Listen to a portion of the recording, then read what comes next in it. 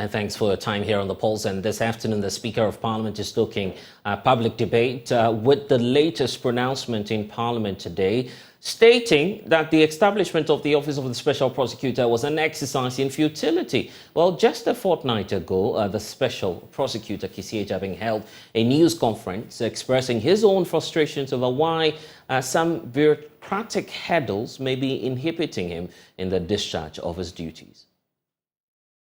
Wait, let us bring before you the body of our investigation as evidence.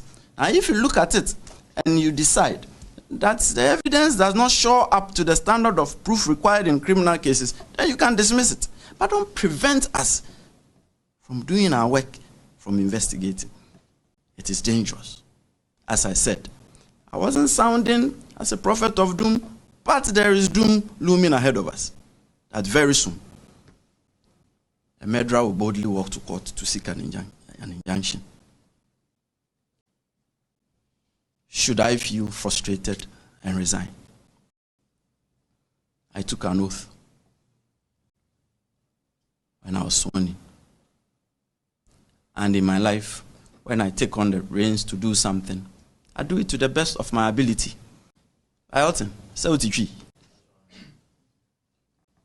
Those who do not understand tree, please forgive me.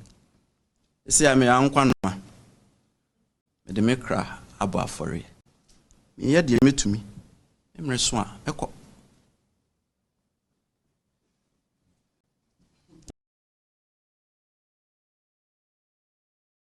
And of course, the outburst of the Special Prosecutor a fortnight ago when he raised concerns about the Speaker of Parliament today in an outburst on the floor of the House is indicating that he does not see the justification for the creation of this new office. Here's why. For the law you passed on the establishment of the Office of the Special Prosecutor, I did tell you that it was an act in futility. You were not going to achieve anything from that, but you went ahead to pass it. I disagreed with you, but I was alone. Well, I'm very clear in my mind that that authority is embedded in the powers of the Attorney General, constitutionally. Who delegated to who? No, but that is not what you put in the act. What you just need to do is to fund the office of the Attorney General well and remove the Minister of Justice. You separate the two. Minister of Justice is a political appointee. The Attorney General is a technical person, and he only is ranked in conditions of service to that of a Minister of State. It doesn't mean they have to be incorporated too. Of course, these statements are beginning to stoke a lot of tension, even on the floor of the House. Let's cross over now to Parliament and get more from my colleague Kweku Asante, who's joining us with the latest on this. And Kweku, a very rare statement from the Speaker of the House, who's been very passionate about fighting anti-corruption. But why is he of the opinion that the Office of the Special Prosecutor, quote, was an exercise in futility? Kweku, can you hear me? I'm asking why, of course, this Albert from the Speaker of the House. Well, if you can hear me, the point I'm making is that this comment just came out of the blue. In fact, the House was considering the anti-LGBTQ bill. There was nothing on the table about the Office of the Special Prosecutor. It was someone in making his contribution talking about the Special Prosecutor just in passing when the Speaker of Parliament went on that tirade arguing that the establishment of the office was just an act of utility which will not achieve any purpose because, in his opinion, what should really happen is the decoupling of the Attorney General's office from that of the Minister of Justice, and to give the Attorney General that much powers to be able to do the work of fighting corruption. But left to him alone, the Speaker of Parliament, he does not believe the Special Prosecutor's office can achieve anything. And that he made the point when the Special Prosecutor's bill was being considered by the House. At the time, he was the second Deputy Speaker, but Parliament will not listen to him. That if they had listened to him, some of the challenges that have come up so far will not have come up. So, quite an extraordinary comment, quite an extraordinary statement that were made by the Speaker in the heat of the moment of the House, not related to the business of the House, but has really generated some concerns on the floor. I should say, though, that when the Speaker of Parliament said this, he did not elicit any comment because the subject on the floor was the anti-LGBTQ bill that the House was considering. So the House proceeded to deal with it. It's been later in the day, in fact, just about 10 minutes ago, that a special prosecutor's budget was approved by the House, a sum of a little over 140 million that both the MP and the MPs commenting on offices filed. Generally, just completely came up out of the blue, and MPs were a little taken aback, but they did not do it. I see. And what's been the reaction so far to the statement by the Speaker? And how are, those, for instance, the members on the Constitutional Legal Affairs Committee taking this? On the floor, and made those comments, the House moved on to consider other business. It was, like I was saying earlier on, about 15 minutes ago when the House was considering the budget, the estimates for the Special Prosecutors Act, that MPs commented generally on the work that the Special Prosecutor has been doing. In fact, from Bernard Ahiapo, the ranking member of the Legal Affairs Committee, who's argued that this government is starving the OSP of the needed funds to be able to work. And that's Lowusu has been fighting back, saying, well, it's not just an OSP problem. All MMDAs do not get all the amount that is budgeted for. But none of them so far have gone to the meat of the comments made by the Speaker as regards to the claims that the establishment of the Office of the Special Prosecutor was an act in futility. Right. And Kpebu, just hold on for me, because joining the conversation as well is lawyer Martin Kpebu, a private legal practitioner, also just following this very latest statement we're hearing from the Speaker of the House. And Counsel, thank you for spending some time with us here on The Pulse. The statement, quite a surprise and a rare one, of course, coming through from the Speaker of Parliament. But if you do listen carefully, it appears that the Speaker is also proffering some solutions or alternatives in this case. He believes that from the onset, we should have been looking at it from decoupling the Ministry of Justice and Attorney General, and instead empowering the Attorney General to become much more of a constitutional body. That's a solution to the challenge. Do you, first of all, believe that this was an exercise in futility, the setup of the Office of the Special Prosecutor?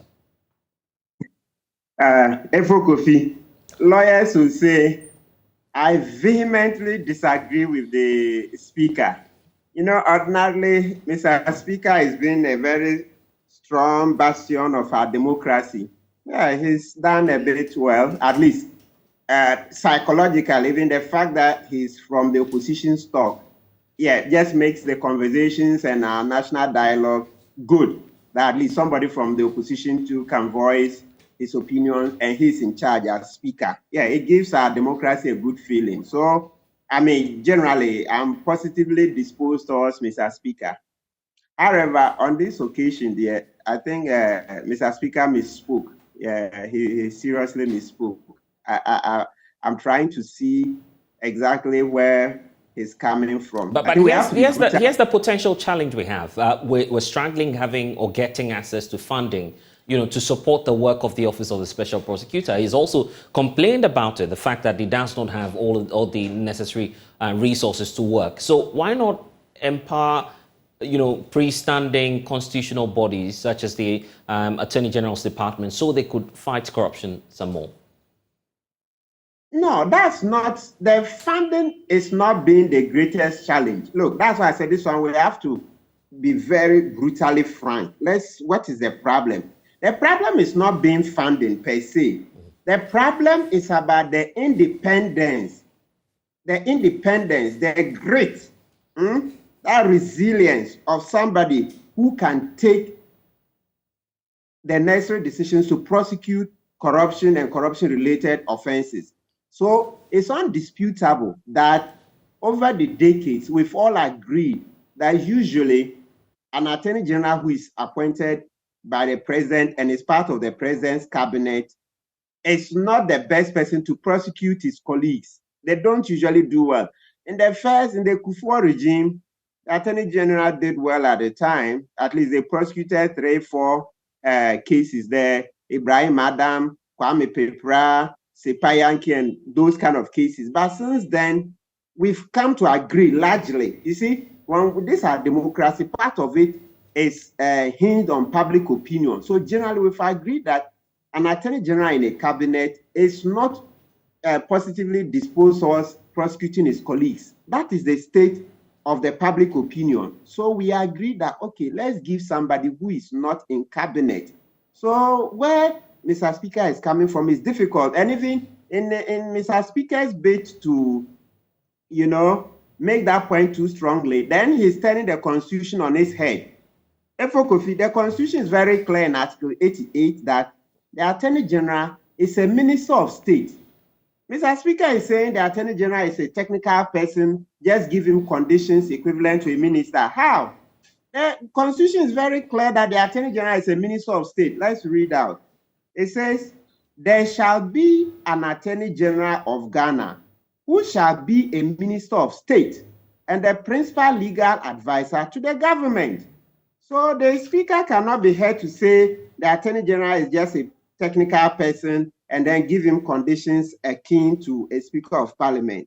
No, and it's normal. We all get it wrong some of the time. If you let me not pretend. I go to court, I get it wrong, or sometimes even on these, shows, we may get a point or two wrong. So that's why I said generally, I like the Speaker, he does well, but this one, no, he's just misspoke. So let's come to the point. The point in this whole thing is that our public opinion is shown that Attorney Generals have generally not been positively disposed towards prosecuting their colleagues. That's why we said, let's give a separate and independent person. So to say that it's an exercise in futility is something I don't even understand. So far, yes, Mr. Jabin has had his problems, but the office is done well. Look at La Bianca, not the Damois side. Even the Damois side, even though they lost in court, I still see positive side. But look at the other side of La Bianca. Through the La Bianca case, Kisi Ejabin ordered GRA to come out with a new policy on these discounts, the advanced rulings. And GRA is now implementing it. I hear it's bringing in some revenue. If you look at, even a Dubois in Sicily Adapa, even though he's not won in court, we, in the court of public opinion, we finished. And our democracy is moved forward because Madame Dapa has suffered a lot of public backlash, naming and shaming, and it's moved our democracy forward. It doesn't matter what happens finally in court. For the public, $1 million, subsequently $590,000, and then 2.8 million Ghana cedis. She can't explain. Even if later, through technicality, she wins in court, that fact will always remain, that she couldn't explain to the general public. And so our democracy is moved forward. That is accountability. Yes, I have issues with the special prosecutor, especially the way he's let off Edu Boahin. I'm wondering whether it's because Edu Boahin mentioned Baumier's name. Is that why Kisi Ejabin is letting off Edu Boahin? And we'll keep dragging him on it. Yeah, but through a broad spectacle, looking at, the expectation, and I'm talking about the expectation looking at what the President of the Republic, Nana Dankwa Akufo-Addo, said when he first, of course, nominated Martin Kaiser Amidu. Of course, he left office with the impression that the country is not necessarily positioned to fight corruption under this regime. Then we have this special prosecutor also coming, raising same concerns about bureaucratic challenges. I just played the tape earlier there, of course, about the news conference that he held a fortnight ago, raising similar concerns.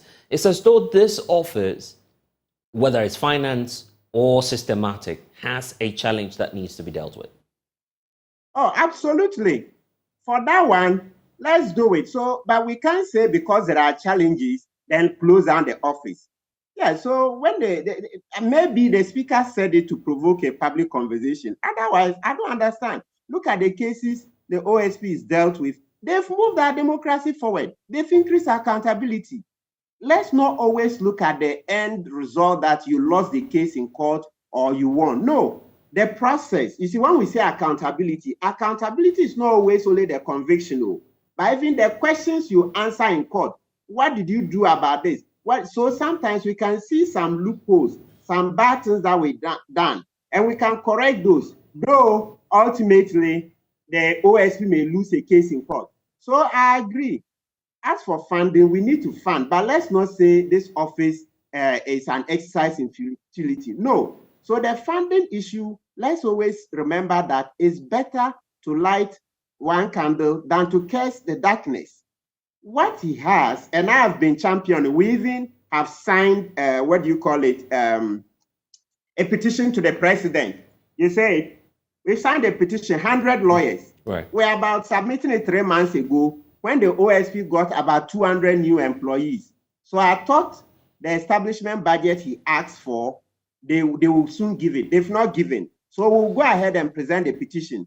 So Efo Kofi, what I'm saying is that as for funding, we have to keep fighting, but we can't say because it's not being properly funded, then that means the office is an exercise in futility. No, rather, let's count the number of cases. As I sit here, there's a case I reported to Kisi Ejabe. That's the Northern Development Authority case. The case is ongoing in Tamale. I traveled to Tamale to testify.